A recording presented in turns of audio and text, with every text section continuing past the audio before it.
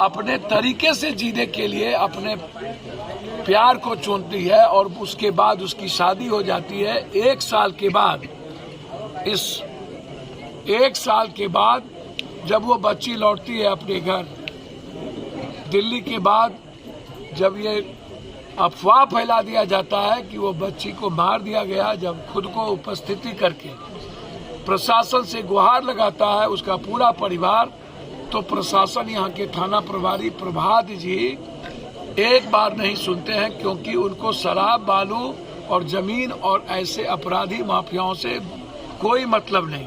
सोचिएगा क्या इस देश में 5 किलो अनाज हिंदू मुसलमान और जाति के अलावे चौथा कोई काम बचा है या नहीं। यहाँ आया हूँ जिसमें आप सबकी सहयोग की आवश्यकता है। मैं चाहता हूँ कि सोशल मीडिया के द्वारा जस्टिस फॉर अंजलि, इनके हस्बैंड को मार दिया गया, सीने पर बैठकर इनके परिवार के लोगों ने इनके आंखों के सामने और उनके 2 भाई के सामने तीनों को मारने की पूरी साजिश थी। भगवान ने उनके 2 भाई को बचा लिया और उनके सामने बेरहमी से गोली मारने के बाद इतनी नफरत थी कि मरने के बाद भी उसने बेतरीके से रॉड से, डंडे से, कई तरह के प्रहार के बाद उस पर मारता ही रह गया। किसी तरह उसके दोनों भाई बचे और मरने के बाद 2 तारीख से लेकर के आज तारीख है 11 तारीख तक न किसी की गिरफ्तारी। सोशल मीडिया के कुछ टूल्स ने इस घटना को बड़े लेवल पर ले जाने का प्रयास किया। इस इलाके के कोई भी एमएलए एमपी, वैसे तो एमएलए एमपी इतनी एकमा में कई बड़ी घटना घटी, इन लोगों को फुर्सत नहीं है। पैसे के बदौलत लोग यहाँ एमएलए का टिकट लेते हैं, जाति के आधार पर यहाँ एमएलए का टिकट मिलता है, किसी अच्छे लोग की उम्मीद नहीं होती है।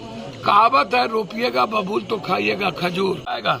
मैं इस बच्ची के न्याय के लिए आपसे हाथ जोड़ कर करबद्ध प्रार्थना करता हूँ कि आपके आवाज, आपका कुछ मिनट जस्टिस फॉर अंजलि और इसके हस्बैंड का नाम था जो डेथ कर गए, सूरज, जस्टिस फॉर सूरज। क्या सूरज को न्याय मिल पाएगा? क्या कोई बेटी, कोई मिडिल क्लास और आम आदमी, गरीब या कॉमन आदमी की बच्ची और बच्चे, क्या मुस्कुराने की आज़ादी मिल पाएगी? क्या यह डर या खौफ समाज को पुनः जीने का और चलने का राइट नहीं देगा? मैं एक भाई होने के नाते, एक पुत्रवत, छपरा और छपरा के बाहर जहां भी मेरी बात जा रही, मैं आपसे जस्टिस के लिए सोशल मीडिया पर चलाइए, ताकि कान के नीचे जो अंधी है, काना है, बहरा है, वो आवाज जा सके और इस बच्ची को, इस परिवार को न्याय मिल सके।